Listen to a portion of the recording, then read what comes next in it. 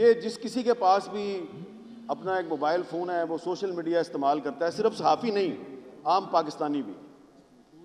تو یہ جو نیا قانون ہے، اس قانون کے تحت انہوں نے ایک نئی ریگولیٹری اتھارٹی بنائی ہے۔ تو آپ کے پاس اگر آپ ٹویٹر پہ ہیں، یا آپ یوٹیوب استعمال کرتے ہیں، یا آپ انسٹاگرام استعمال کرتے ہیں، یا آپ فیس بک استعمال کرتے ہیں، تو آپ کو اس اتھارٹی کے پاس جا کے اپنی رجسٹریشن کروانی ہے، اور اس کے بعد جب آپ رجسٹریشن کروائیں گے تو اس کے بعد ہی آپ اس کو استعمال کر سکتے ہیں، ادروائز آپ کے خلاف اس نئے قانون کے تحت کارروائی ہوگی۔ اس میں پہلے جو قانون تھا اس کے تحت کمپلین یعنی کہ شکایت کنندہ صرف وہ بن سکتا تھا جو ڈائریکٹلی افیکٹڈ ہے۔ مثلا اگر کسی نے میرے بارے میں جھوٹ بولا ہے، فیک نیوز پھیلائی ہے، تو میرے پاس یہ رائٹ تھا کہ میں جو پچھلا پیکا قانون تھا اس کے تحت میں ایف آئی اے کے جا کے درخواست دے سکتا ہوں۔ نئے قانون کے تحت کوئی بھی کمپلیننٹ بن سکتا ہے۔ کوئی بھی کا مطلب آپ سمجھتے ہیں کہ وہ کوئی بھی جو ہے وہ کون ہوگا؟ وہی ہوں گے جو صحافیوں کے گھروں میں گھس کے ان کو اٹھا کے لے جاتے ہیں، سیاسی کارکنوں کو لاپتہ کرتے ہیں، تو یہ ہیں وہ کوئی بھی۔ سب سے زیادہ جو اس میں تشویشناک بات ہے کہ مارشل لاء میں فوجی عدالتیں بنتی ہیں۔ اس قانون کے تحت یہ خصوصی عدالتیں بنائیں گے جن کو انہوں نے ٹریبیونلز کا نام دیا ہے۔ ان ٹریبیونلز میں جن ججوں کو اپوائنٹ کیا جائے گا وہ ججز سپیریئر جوڈیشری کے ساتھ کنسلٹیشن کے بغیر اپوائنٹ ہوں گے، یعنی کہ جو آئین کا آرٹیکل 175 ہے جو کہ ججز کی اپوائنٹمنٹ کا ایک طریقہ کار آپ کو بتاتا ہے، اس کی وائلیشن ہوگی، اور وہ ایسے جج ہوں گے کہ حکومت اگر ان سے غیر مطمئن ہے، فیڈرل گورنمنٹ،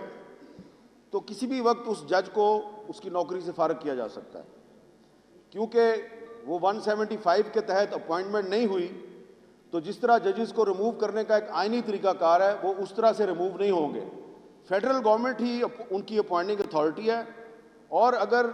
کسی جج صاحب نے حکومت کی مرضی کا فیصلہ نہیں دیا تو حکومت اس کو فارغ کر دے گی۔ تو یہ قانون جو ہے یہ صرف عام پاکستانیوں اور صحافیوں کے خلاف استعمال نہیں ہوگا، بلکہ اس قانون کے ذریعے ایک پیرالل جوڈیشری قائم کر دی گئی ہے، اسپیشل کورٹس جن کو انہوں نے ٹریبیونلز کا نام دیا ہے۔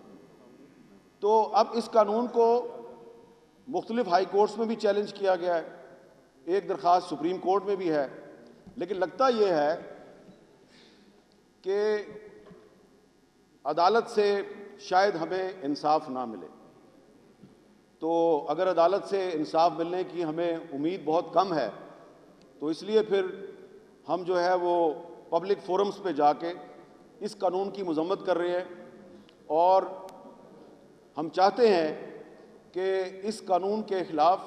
پارلیمنٹ کے اندر اور پارلیمنٹ کے باہر ایک منظم تحریک چلائی جائے،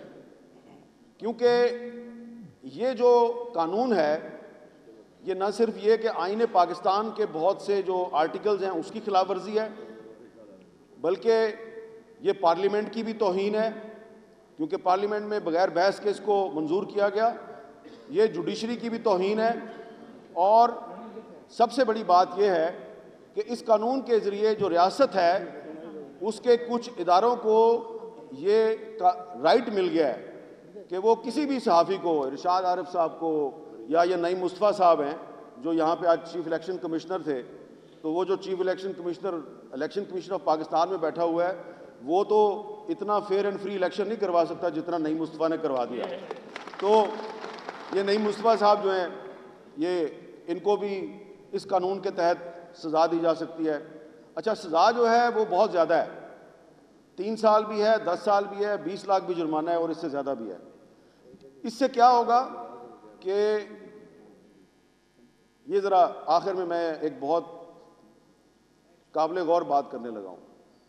کہ جب پارلیمنٹ کی بھی کوئی اہمیت نہیں رہے گی اس ملک میں، جب جوڈیشری بھی کمپرومائز ہو گئی، ٹھیک ہے جی، اور جمہوریت اور آئین سے بھی اعتبار اٹھ گیا کیونکہ غیر آئینی قانون ہے، تو تو پھر کیا ہوگا؟ پھر یہ ہوگا کہ وہ لوگ جو آئین کو نہیں مانتے، جو جمہوریت پہ یقین نہیں رکھتے، جن کو آپ کہتے ہیں جی انتہا پسند یا ملیٹنٹ، تو اس قانون نے ان کے ہاتھ مضبوط کیے ہیں، اور اس قانون سے پاکستان میں نفرتیں بڑھیں گی، اس قانون سے پاکستان میں انتہا پسندی بڑھے گی، جمہوریت اور آئین سے لوگوں کا اعتماد اٹھے گا، اور جس معاشرے میں جمہوریت اور آئین سے عام آدمی کا اعتماد اٹھ جاتا ہے تو آپ اس معاشرے کو خانہ جنگی کی طرف دھکیل دیتے ہیں۔ تو یہ قانون جو ہے یہ پاکستان کو خانہ جنگی کی طرف دھکیل رہا ہے۔ بظاہر آپ کہتے ہیں کہ ہم نے تو فیک نیوز کے خلاف ایک قانون بنایا، یہ آپ نے فیک نیوز کے خلاف قانون نہیں بنایا،